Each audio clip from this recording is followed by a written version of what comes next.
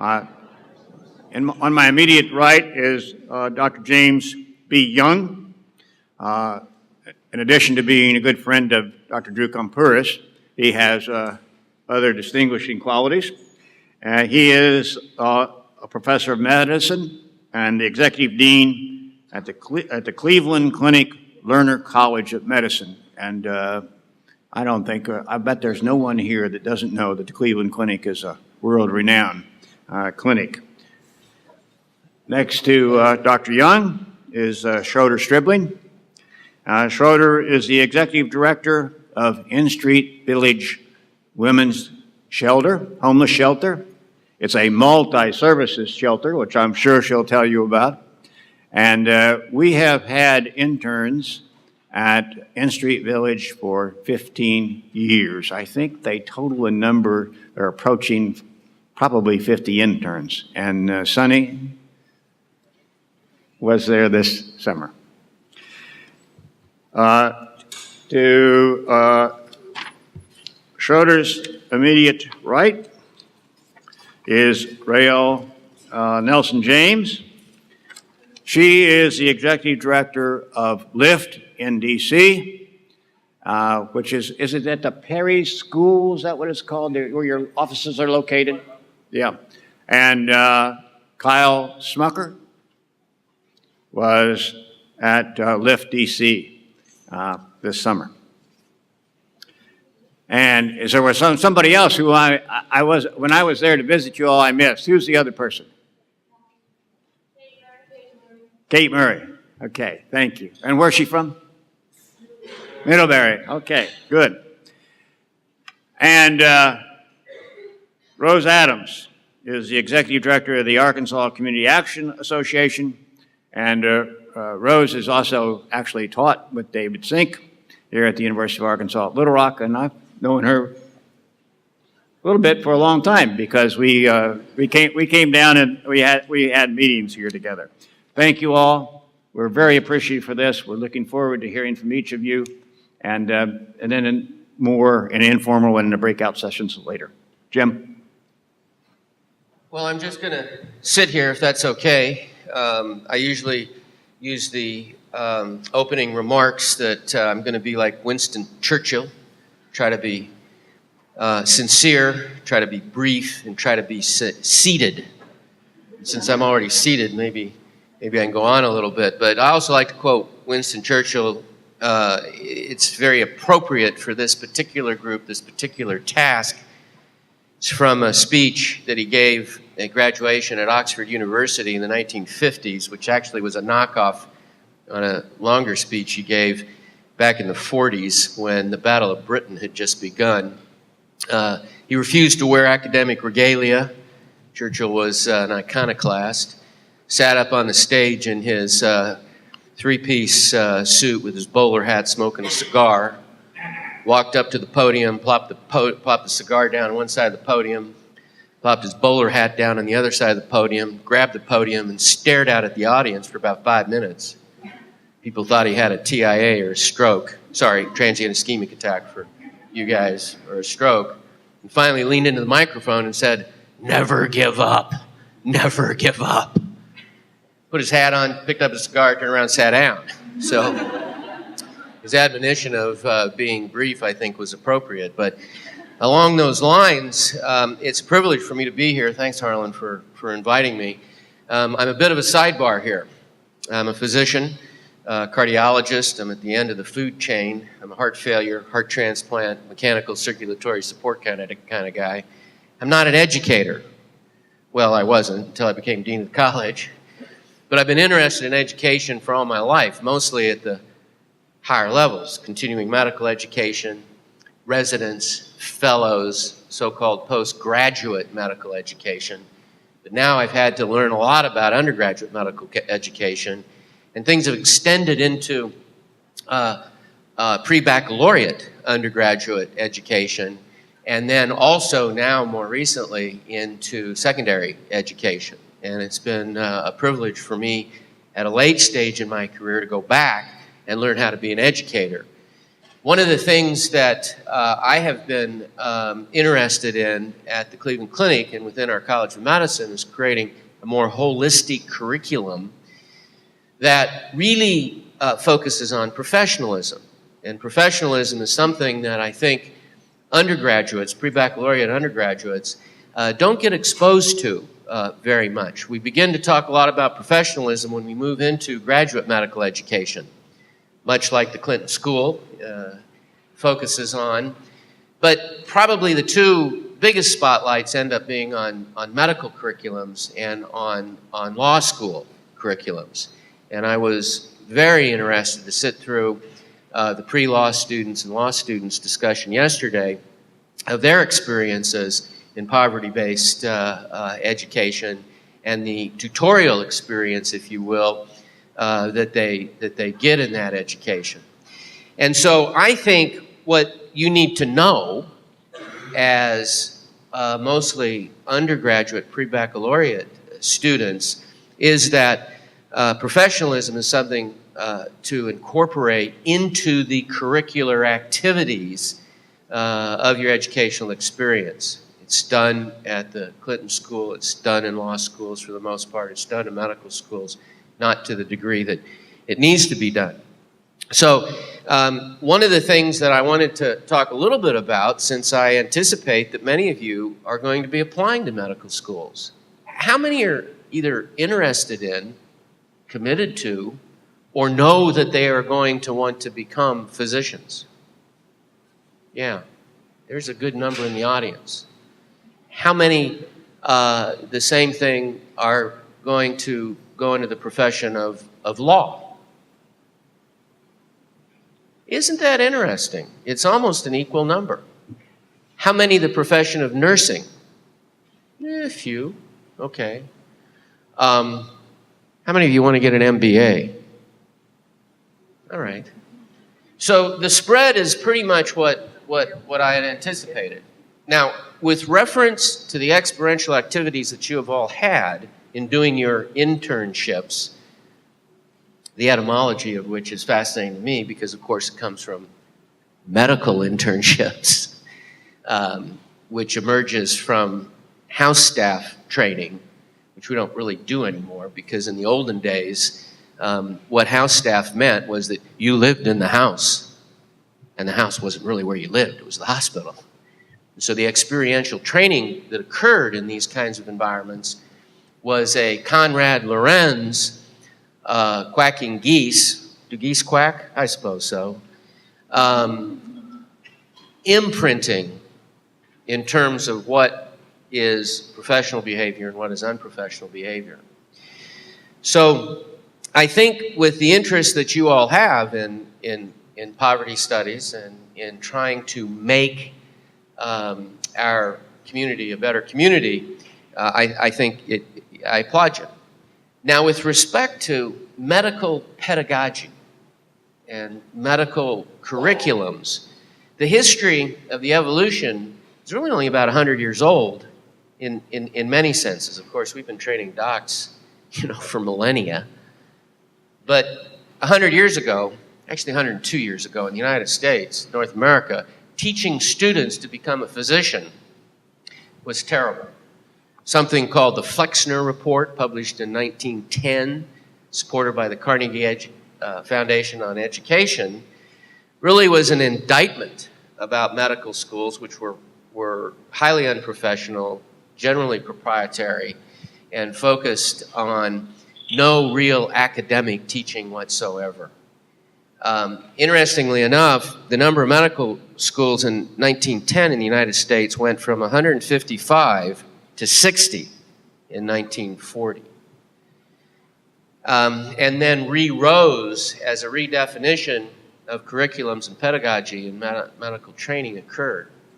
It was at that time, in the 1960s, that all of a sudden, as you heard, the war on poverty, 1964, Medicare started coming available and starting influencing the training of physicians, and for the first time, really introduced into the modern profession of medicine the concept of professionalism as it related taking care of individuals that are struggling and having difficulty and under the poverty line. Now, yesterday, as I sat through things, one of the important issues, there wasn't a single session or almost a single individual that got up and talked where some form of illness, mental illness, physical illness. We just talked about disability. And oh, by the way, I have the solution to your brother-in-law being the judge determining these cases. It shouldn't be a judge. It should be a doctor that determines the answer. But that's another issue. There were doctors on both sides. Yeah, well, they were getting paid by the wrong people. So the point is, we've come today to another juncture. And 2 years ago, the second, quote, Flexner report was published, which stressed a different kind of doctor being created. We have incredible models of very humanistic and professional physicians, but I think we've got problems serving the entire community. Now, our educational efforts focuses on really 9 competencies that we're required to teach, and of course, medical knowledge. Yeah, you got to know where your spleen is. Clinical reasoning. What are you going to do when someone shows up? I got a headache. Clinical skills. You don't want the plumber operating on your heart. The ability to communicate, professionalism, and interestingly enough, Harlan, here it is, healthcare systems. Now, unfortunately, that's been a little politicized. One of the things that we have to do, I think, with poverty education is depoliticize the process. I wouldn't mind having one party and then everybody having a view underneath it, because there are arguments on both sides of the fence, but become a highly charged politicized environment. But what you need to know is that we are required to teach healthcare systems, which in fact talks about access to healthcare, poverty issues, troubling issues such as battered women, abandoned children, and all of the things that many of you saw with your internships during this past summer. So how do we do it at the Cleveland Clinic? And then I'll turn it down to the next one in line here. We have a small, what I describe as a Montessori-like boutique College of Medicine. The medical degree actually comes from Case Western Reserve University. Everybody knows, who knows what Montessori education is? Yeah. You know, it's amazing because when I talk to older people, only 1 or 2 hands goes up, unless they've had kids in Montessori school. But it really is a mentoring kind of environment that began about 10 years ago, which has a philosophy of no grades, no tests, no class ranks, no distinctive honors, 32 students in a class, highly mentored group of individuals that as part of it has a research mission to become physician investigators. Now that might turn you off and say, oh, I don't want to go clone genes. I'm not a test tube rattling kind of guy or gal. But the definition of research is huge and extends into social research, social sciences, and interprofessional research. And that's where I think with our educational pedagogy and curriculum, that's where we have a huge problem right now. As I heard the stories of the, House of Ruth, not knowing about the people that were around the corner in the homeless shelters, not knowing about the people who have medical problems where there were medical services that were required for the addictive personalities that they were dealing with, that is an example of where we lack our interprofessional educational relationships. And so in our school, we try to stress some of those things.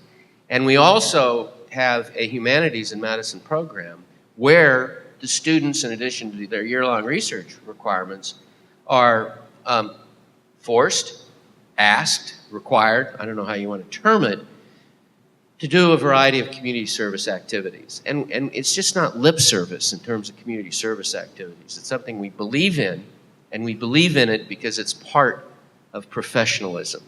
It's part of what it means to be a physician. And I think people in law school and in the law profession and in the nursing profession can say the same sort of thing. So the final thing I wanted to say is that professional graduate schools, I think, are changing how we select students. Now, unfortunately, we're boxed into a corner. We have 1,700 applicants. We interview 250. We take 32. We go 50 or so deep in our rank list. Our average GPA is 3.85, and our average MCAT score is 36. So those of you that know anything about that stuff, that's pretty high. But I hate that. I hate it, because grades don't tell you anything about what a professional individual is going to be, and about the individual, I almost said patient, the individual student applicant. And so a more holistic selection process is absolutely required, and I think the community service issues that you folks have been involved in is terribly important. So what do you need to know? I think follow your passions, no question about that. Become a professional in whatever arena that you go into, and remember that community service has got to be a huge part of professionalism for whatever you do. So those are the comments I was going to make, and I'll pass it down the road, and we'll hear about some more specific projects and elements. Thank you.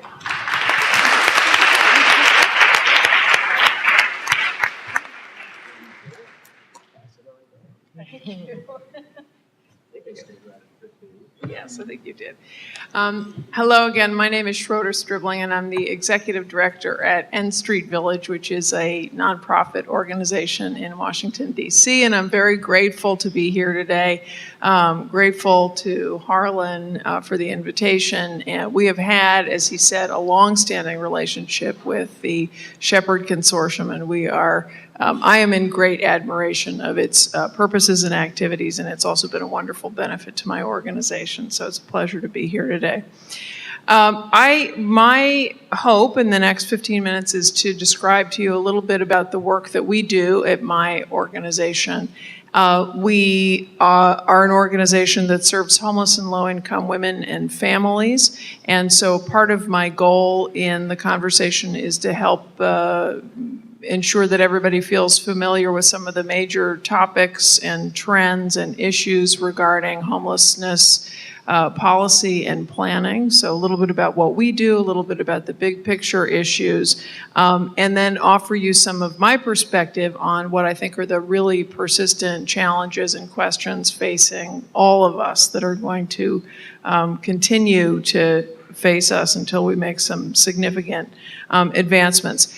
And I just want to say a caveat that I hope you'll bear with me as I move around a little bit to various topics, but I hope just to at least throw out some things that will stimulate all of our thinking and discussion going forward, and then I know there will be a time for questions and discussion in the breakout session, and I expect that there are varying levels of subject matter expertise in the room with regard to homelessness. So I hope I hit about the right note.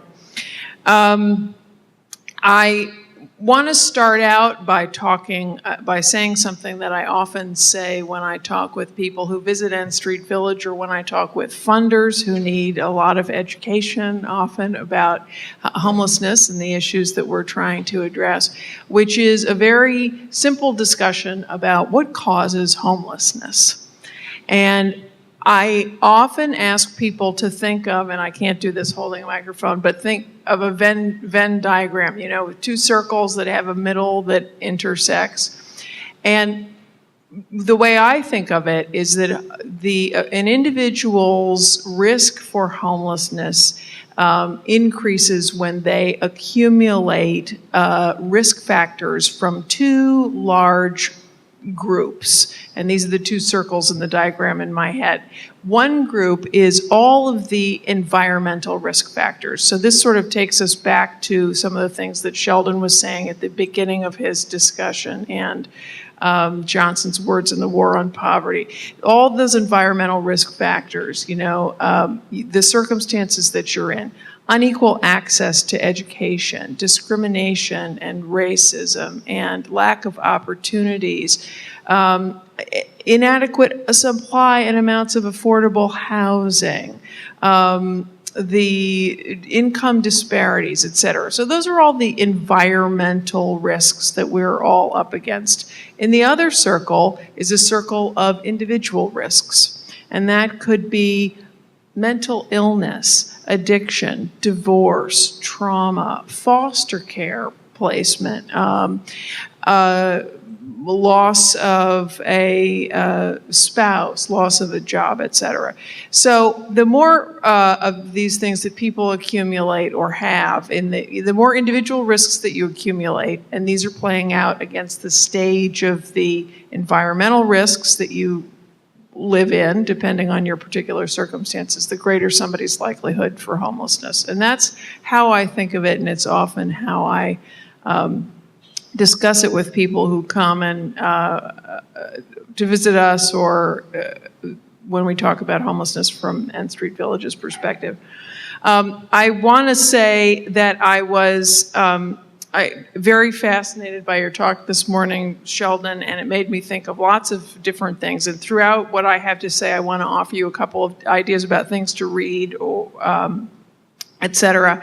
But in particular, it made me think about an article that I read, and maybe some of you did too, that you may want to go back and look at it, which was from the New York Times in February of 2012, called "Homeless Families Cloaked in Normality." And this is a really wonderful refutation of the position that Sheldon talked about, that's sort of the moral position that the poor are irresponsible and they're not taking advantage of opportunities, et cetera. This article follows a homeless mother and her children. She is working. She is clearly motivated beyond what many of us might be willing to do to get by under such extraordinary circumstances. And it follows her and her children through the day. It also is a very telling example of all of the systemic obstacles that we face, and is a real indictment of our lack of coordination, even those of us who are in private or public sector work that is intended to support people in poverty and in homelessness. So I recommend that to you. Also, in discussion of the working poor, the talk this morning made me think about Barbara Ehrenreich's Nickel and Dimed. And if you haven't read it, it's absolutely must-read material and very hard to put down once you start it. So let me tell you a little bit about my organization. N Street Village, the mission of N Street Village was founded in the 1970s, and it was founded as an ecumenical effort. A number of different faith communities came together and decided to respond to the poverty and social ills that they saw right in front of their doors. And they started with the soup kitchen and allowing people to sleep in the sanctuary of the Lutheran church that is right across from our main location.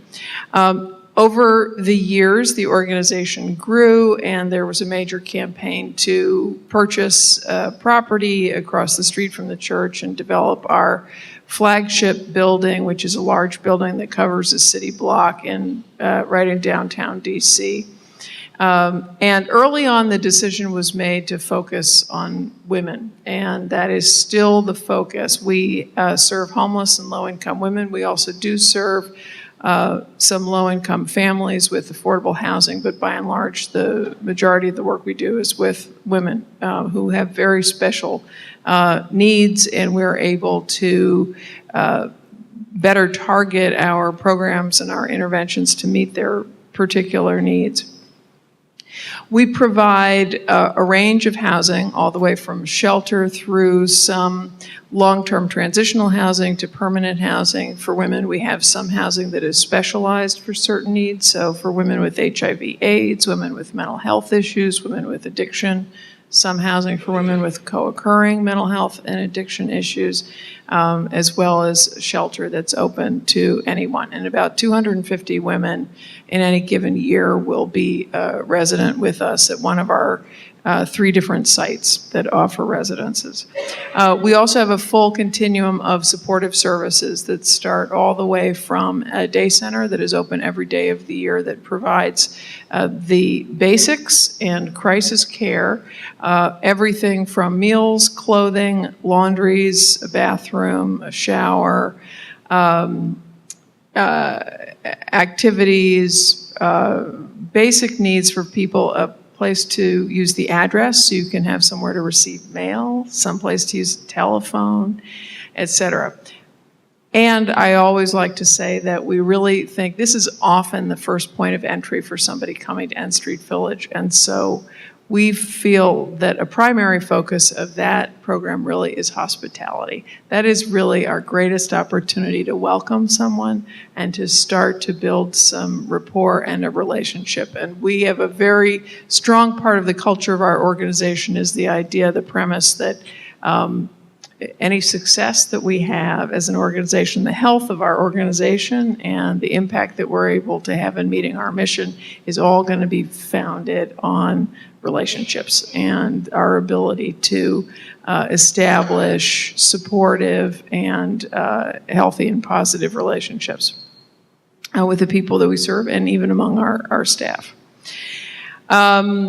We have grown a lot over the last year. We've grown from 1 to 3 sites. There's a lot that we could talk about in terms of what's happening in the nonprofit sector. I'm going to leave that to the side, and if people want to talk about that later, I'd be happy to. But we really have adopted a growth plan that seems paradoxical in a time where our resources are really threatened, but the need is really growing, and we felt that we were willing to take on the risk of some creative strategies to try to grow. So we've grown a lot over this past year.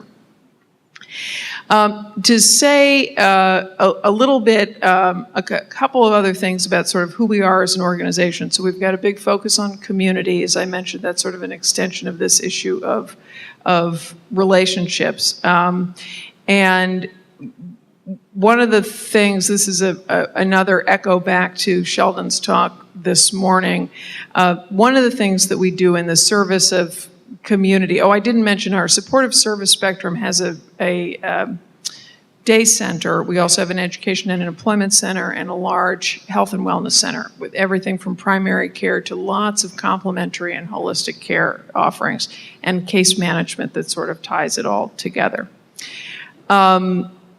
We have a lot of peer leadership opportunities, and we focus on encouraging the leadership from the people that we serve. We also have a client volunteer program which enables women who want to volunteer at our organization to take on different job roles. And they do that through our employment program. So it's a sort of a starting point in our employment program. So somebody might work as a receptionist or help with the volunteer and in-kind program or work in the kitchen, or they might be part of our speakers bureau, all volunteer.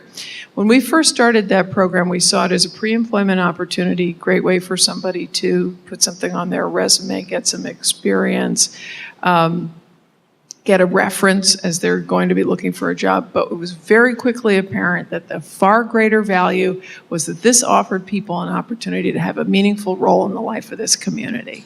And we all know, because that's why we do what we do, how important that is. And there were more women who wanted volunteer jobs than we had available. So we are continually developing volunteer jobs across our organization, which account for about 3 full-time people every year if you put all of those hours together. So it's it refutes this idea that that anybody's lacking motivation or personal responsibility. We also focus a lot on the fact that we have our continuum. We think is important so that people can track into the various needs that they have, whether it's for mental health or addiction or some other things. And we focus a lot on evaluation and outcomes. What time did I start here? You've got about 2 minutes left. Oh, my Lord.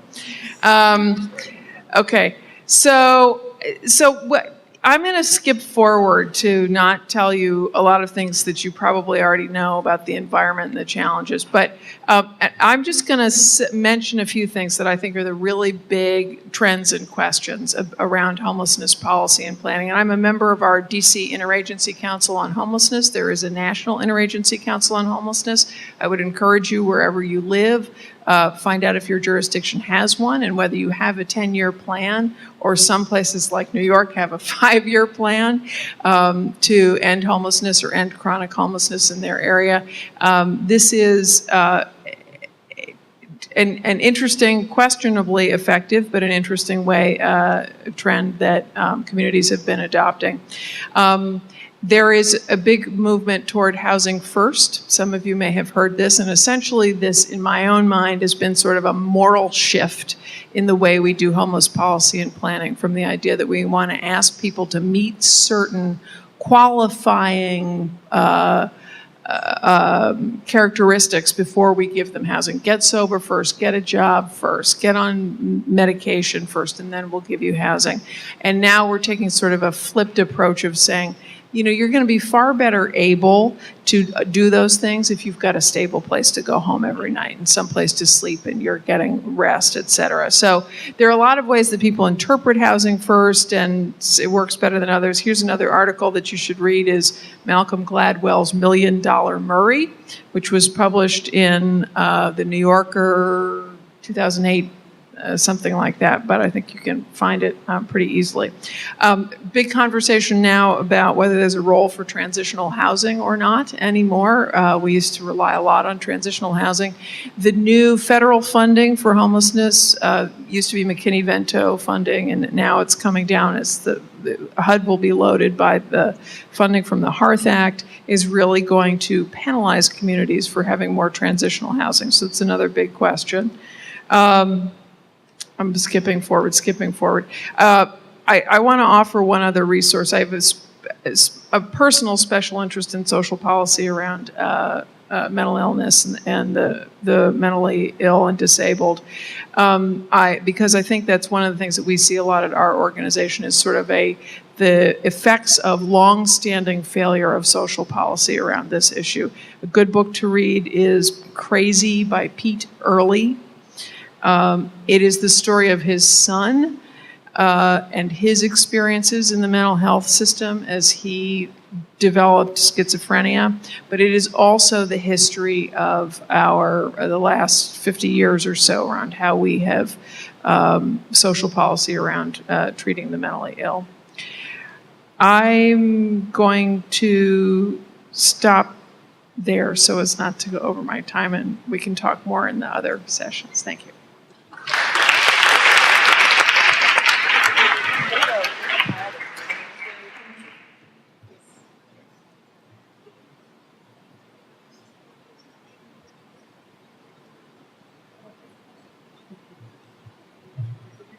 No, I just threw that up.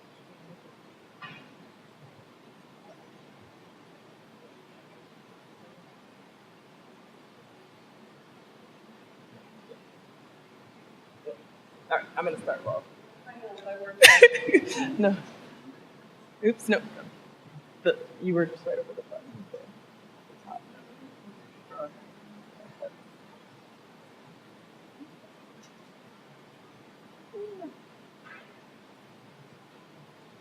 All right, we're going to call that good. All right.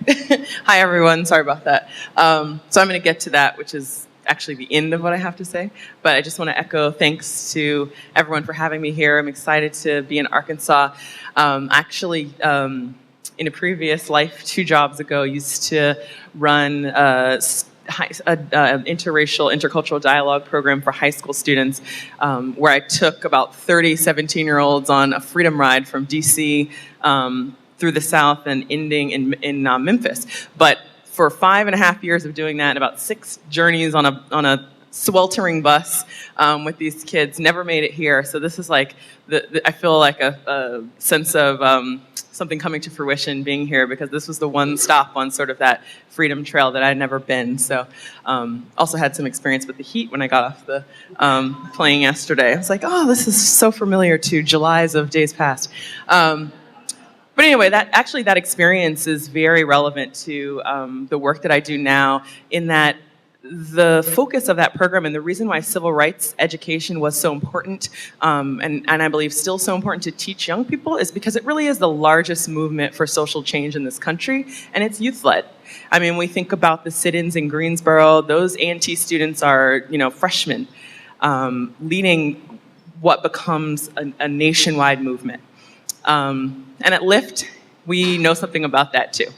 I'm going to get to our point of view, but I just thought that it's a really big part of why I Lyft, as we say, and why I continue to work in the nonprofit sector. I was actually in that same program when I was 17, and remember having this aha moment about what's the next frontier in our civil rights movement. We think about civil rights movement with the capital C, capital R, but when we think about civil rights with the lowercase letters, where do we still have work to do? And it's in this arena of equality and social mobility where I still feel us right back in the 1960s in some ways.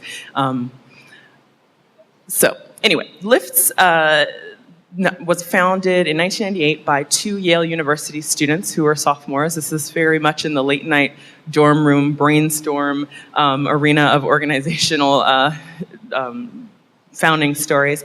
And we've been around since then and have grown from being a really small, the small idea of two kids really, to being a nationwide nonprofit. We're in 6 cities, and what we do is run resource centers that are staffed by trained volunteer advocates, the vast majority of whom are university students, undergraduate students, who work one-on-one with low-income individuals and families to help them find jobs, access safe and stable housing, get connected to tax credits, and also referral resources in the community. So Schroeder here is another nonprofit in DC that we work with, and really just try to be a hub for what can be a very fragmented social service system for so many people. I mean, I don't know that I could navigate it myself, and I don't have a lot of the stresses that our clients come into our offices feeling. And so often the system is fragmented, that individuals' needs are treated independent from one another, and they're served without their families or without regard to their families. And also I find that our clients come in and let us know that it's based on a false perception that the poor need something different than what the rest of us need.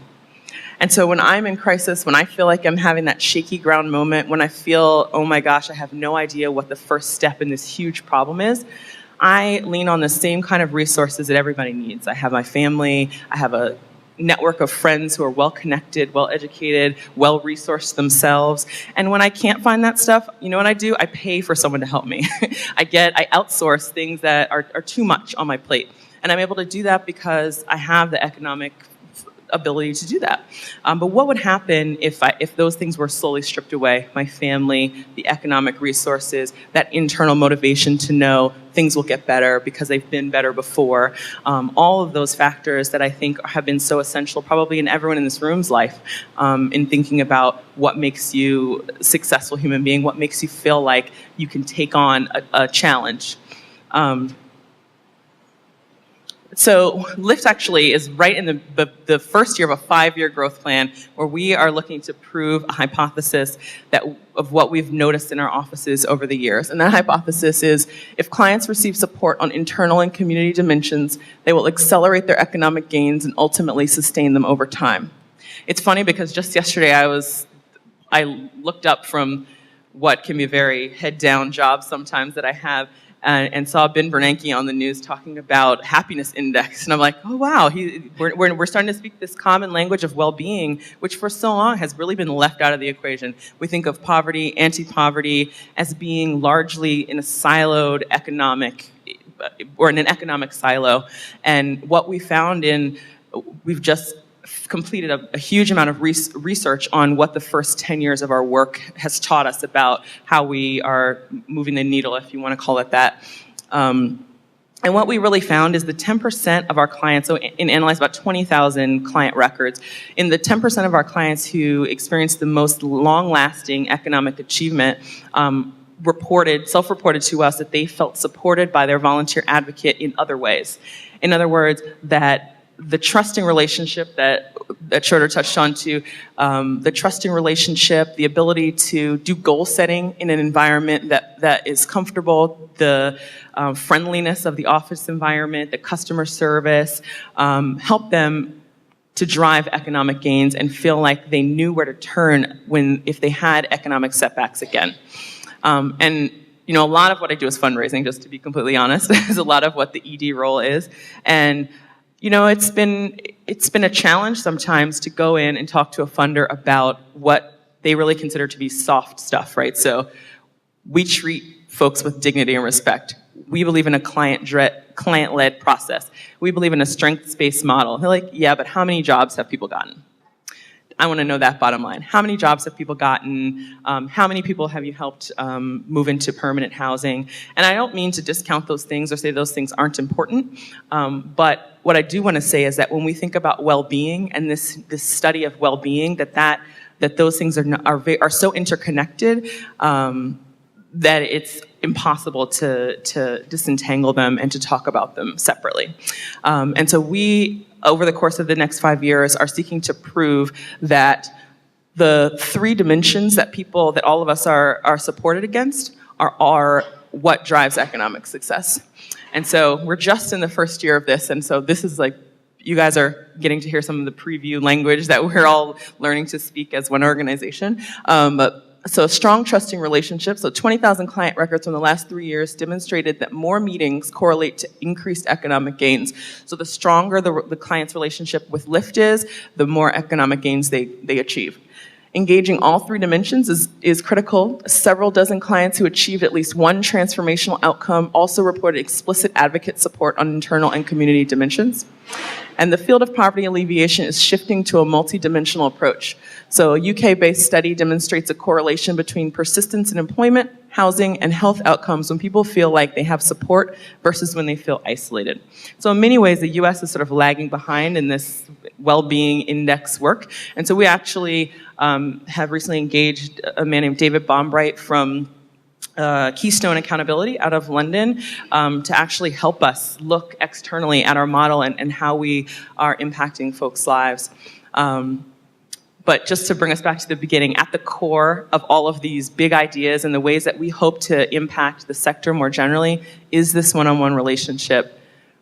2 folks sitting side by side at a computer, one of them a tenacious, motivated, well-trained college kid in many cases, and one of them someone who's reached out to us to work on some goal that they have in their life, be it they're homeless and they want to move into stable housing, or they have a kid and they need to find affordable childcare, or they can't afford to get to work every day because transportation costs are too high, or something much longer term.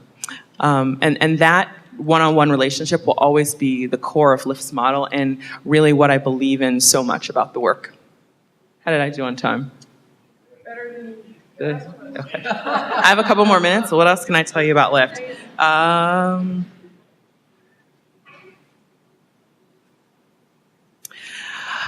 not sure. I think I'll wait for questions there. Okay. All right. Thanks, everyone.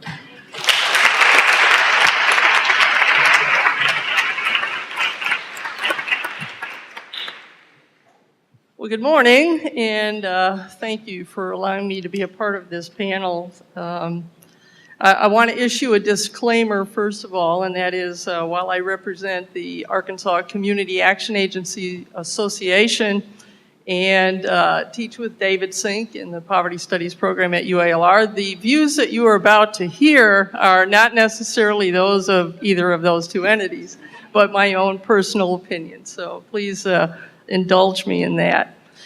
And what I would like to say is going to be rather broad, because particularly for those of you on the faculty who try to put together a syllabus every year and cover everything there is to know about poverty in one semester or less, you know that it's terribly multifaceted and that there's a lot of ground to cover. There's a lot of good literature out there, a lot of different opinions to consider.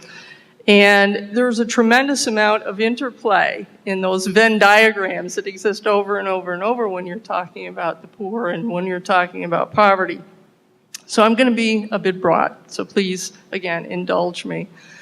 As Sheldon mentioned, it's almost 50 years ago that Lyndon Johnson declared the war on poverty and the Economic Opportunity Act was enacted. And being in community action, which was launched out of the war on poverty, along with a lot of other programs at that time or that sprang out of the war on poverty, such as legal services and Head Start and Manpower and the CETA programs and on and on and on. We're all now in my field kind of stepping back and rethinking the past 48 to 50 years of where we came from, what's occurred, and what the future is likely to hold.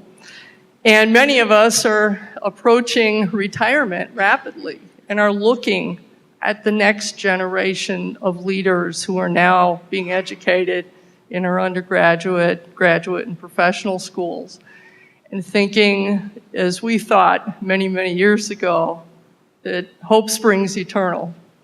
And I don't want that to die in you, but we also have to face the fact that we are in that Gilded Age, that there is a tremendous amount of cynicism about our society and about our government in particular. But at the time that community action was launched, there really were three critical aspects. The community action agencies were intended to be that safety net, that infrastructure that would operate at the local community level and help coordinate services, resources, fill gaps, bring people together, and try to solve problems. It was intended to involve the maximum feasible participation of the poor in determining for themselves what could be done to help themselves and their communities and play a role not only in the delivery of basic human needed services, but also in addressing those underlying conditions of poverty in their community and how to have a larger impact. And one of the things that I think is particularly important is always bearing in mind the principle of balance, that we have to have in place services to meet immediate needs, but we also have to be thinking ahead about how we can work collectively to have a bigger impact that's going to go towards solving the problems rather merely treating symptoms. And particularly, I think, in rural states like Arkansas, as we now start thinking about community action, one of the things that we've looked at is how we've changed over the 50 years. Originally, we were designed to be community agents of change, catalysts and facilitators of change. But what happened, I think, as Sheldon pointed out, as the Reagan era was ushered in, and there was a real change in attitude about the poor and about poverty and about the role of government, we saw a change in community action because the funding at that particular time went from a model of being direct from the federal government to the local communities to instead being a block grant that went through the states and then to the community action agencies. And I don't think it was a mistake, or unintentional rather, that the name was then the Community Services Block Grant. It wasn't the Community Action Block Grant. And over the past 30 years, unfortunately, to some extent, community action has become the service delivery mechanism in communities throughout the country. And we have really lost that part of our mission that was to be community action. And now, as we're approaching the 50th anniversary, many of us who have been in the field for a while and bringing together emerging leaders in the field are starting to look at how to turn that tide. How do we get back to our roots? And particularly in rural communities where they seem to have been abandoned by any kind of national policy, where you have to drive 10 or 12 miles to a gas station because the last one closed up 5 years ago. You have to go 25 or 30 miles to a supermarket to get nutritious, affordable food for your family. Small businesses have closed. Are we going to, as a nation, allow the extinction of rural areas in our small towns? How do we play a role in revitalizing those areas and bringing people back rather than seeing the outmigration of population that we've seen, for instance, from the Delta? And it's a bit concerning to me when we are talking with students about what their future might hold if they want to return to their home communities and be leaders. What is their incentive to do so? What do we have to offer them if they go back home? Other than the hope and promise that you can make a huge difference in your home community if you just take the chance, stay the course, and hope that others invest in you and your future too. So I started thinking also about the face of poverty and how that has changed over the past 50 years.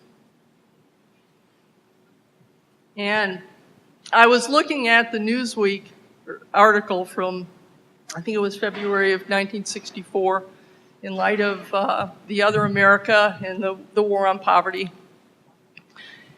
And it struck me that that article didn't even mention the Delta in terms of poverty. There was a lot about Appalachia and inner cities, but this whole part of our part of the country wasn't even mentioned. That struck me. How have things changed? We obviously didn't have a problem with meth and other substance abuse issues that we have today, at least not to that extent. And what really struck me, Sheldon, was that at that time, the unemployment rate was 5.6%. We'd be jumping for joy today, wouldn't we? President Obama wouldn't have much of a worry in terms of re-election. So how things change. And if we could declare a war on poverty when the unemployment rate was 5.6, what is wrong with us today?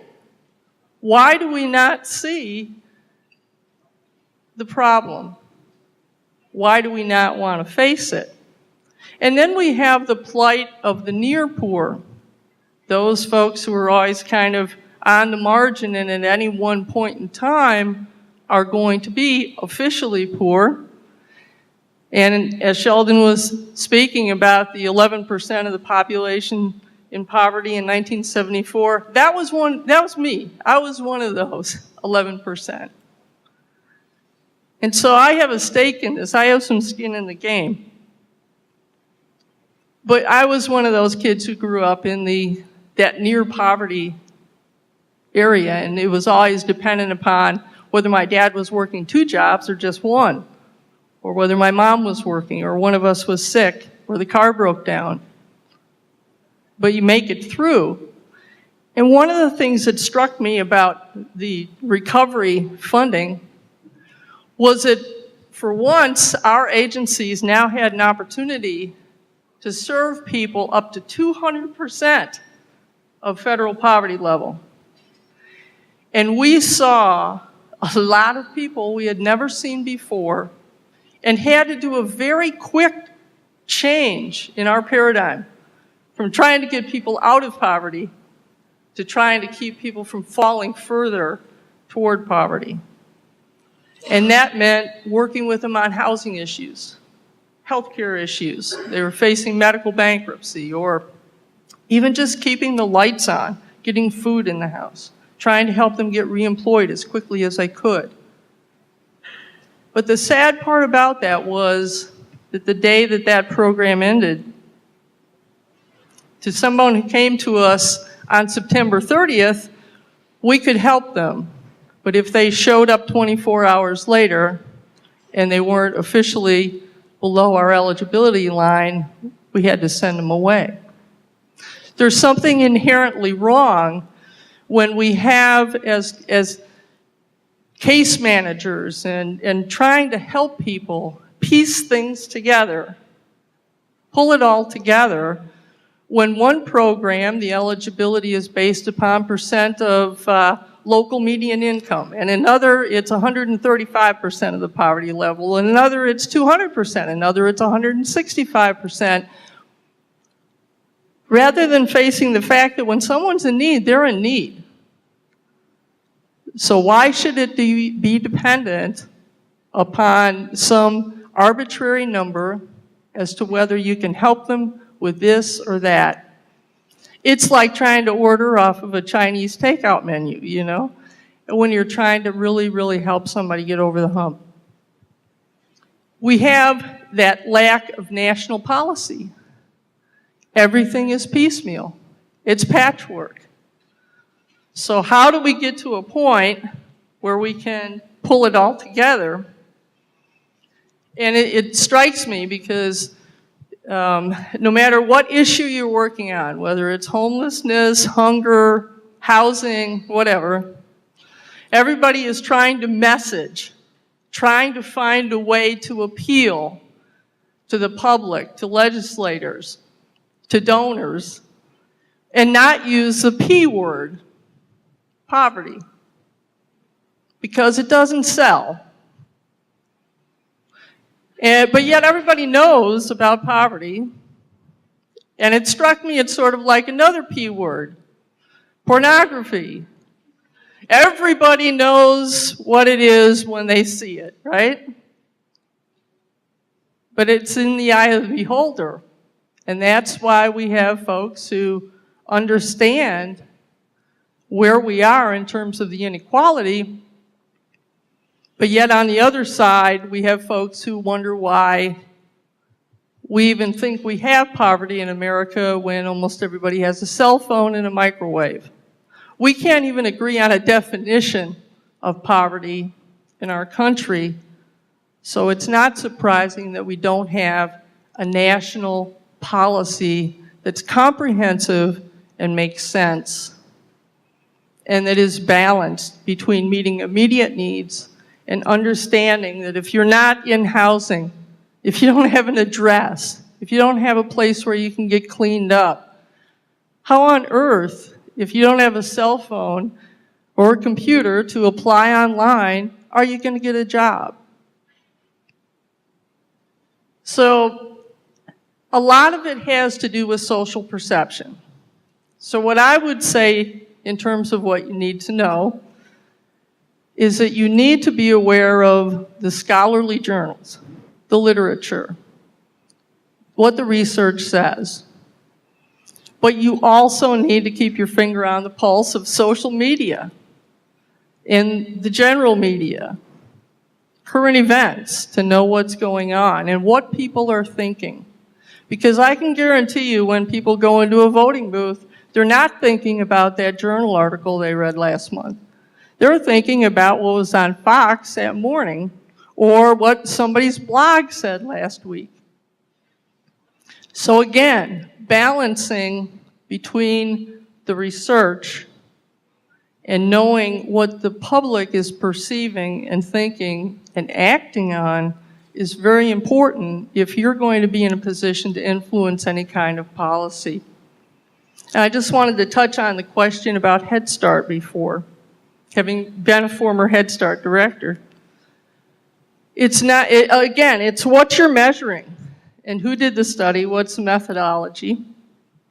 And those are the probing questions to continue to ask. Because where Head Start is concerned, it was never designed or intended to be an early childhood education program. It was intended to be an early childhood development program. And if you're only looking at cognitive, and again, I question some of that finding perhaps, they're not looking at the dental services, healthcare services, family supports, social work services, mental health services, aid to the kids if they're disabled, or diagnosing them early when they're disabled, and all of the attendant things that go along with Head Start. Not to mention the fact that I'll bet you could walk into just about any public school in this country and someone there, a teacher aide or a teacher, was a former Head Start teacher or teacher aide. It's been a job training and job enabling program for many of those parents to help get them out of poverty. So keep asking those questions behind the questions. And so in closing, I just want to say that as we're looking back across the last 50 years, the decisions that are going to be made now in the near future are going to be affecting us for the next 50 years. And this is your time to play a significant role. So keep a balanced, open mind about the things you read, the things you hear. Think critically, help others to do the same. And there's great, great hope and promise for the rest of our country. Thanks.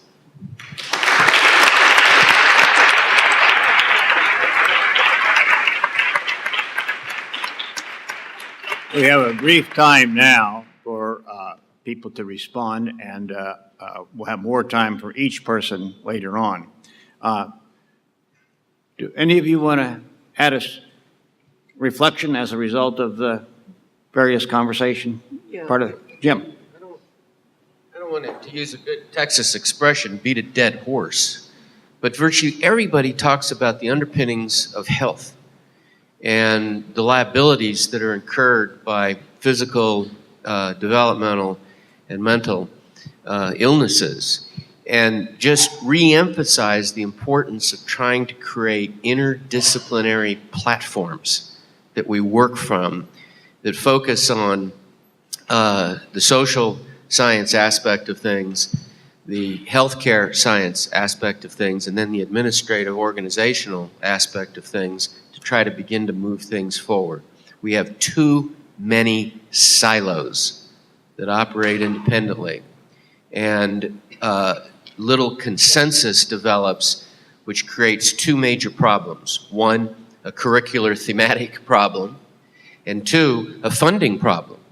Because the other thing that I see is competing elements for funding. When we have ideas that are going into the Cleveland Foundation, for example, in my own hometown to try to support these initiatives, there are 4 or 5 other people, many similar to who's here at this table, banging at the door asking for the same dollars. And so coalition forces, I think, absolutely have to be developed. Well, and if I can add on to that, it's not just even the organizations or sectors that are competing for those dollars, but it's also a matter of, if it's great if we put more money into Head Start, but if you're going to do it at the expense of cutting utility assistance programs or SNAP program, and now that kid is in Head Start, which is great, but when they go home, there's no power on, or the food runs out before the end of the month, what's your net gain as a country? We're just slicing the pie a little differently, and maybe it's time to think about getting a bigger pie.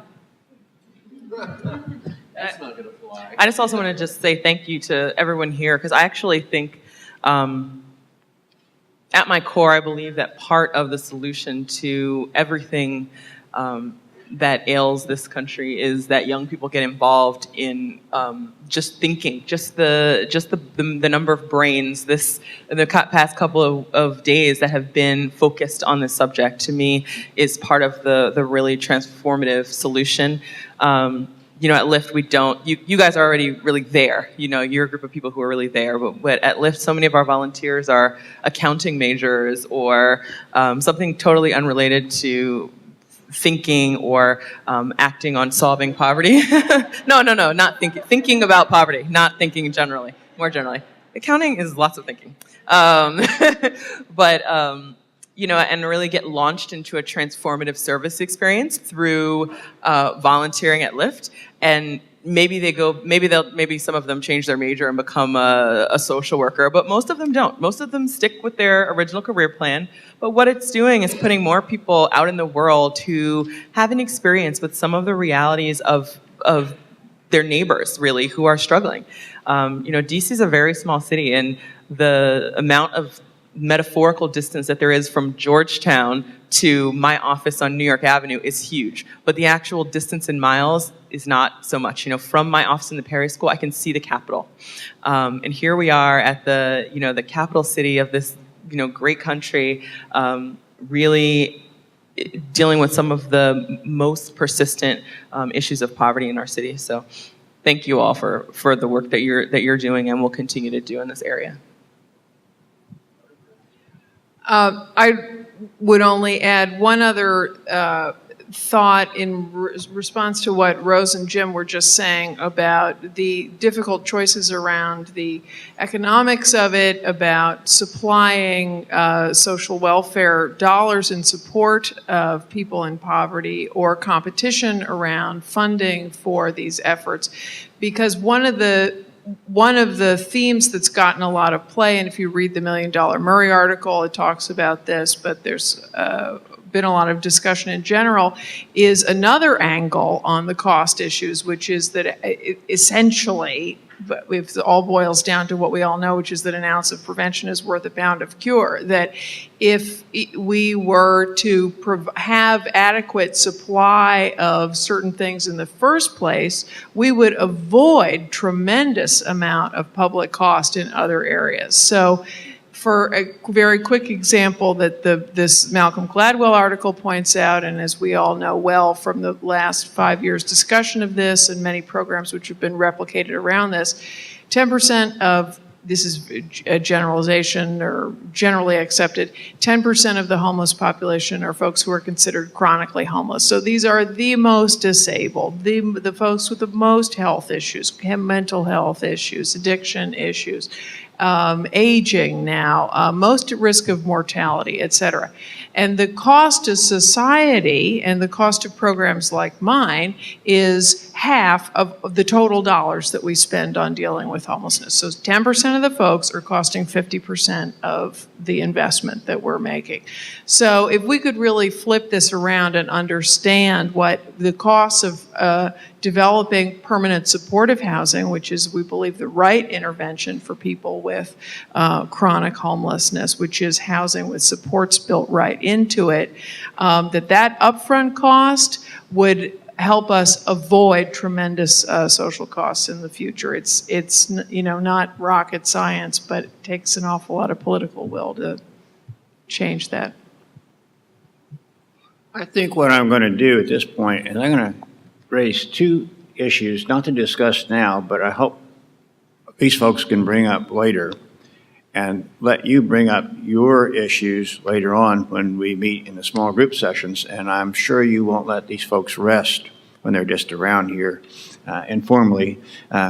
They can take a time to have a bite to eat, but they can also be talking to you while they're taking a bite to eat.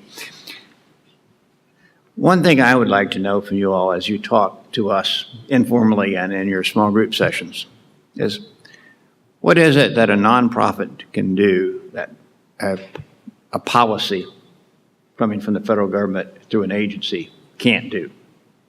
And how is it that that nonprofit depends on government, and how does it depend on government to help you do what you need to do? But there's a long tradition in the U.S., of course, from de Tocqueville forward, about grassroots and bring up civic initiatives. And nonprofits presumably have some advantages over social services offices. And I think that probably includes some educational institutions too, Jim. So that's one question I had. I want to pick up on a theme that Jim brought up too.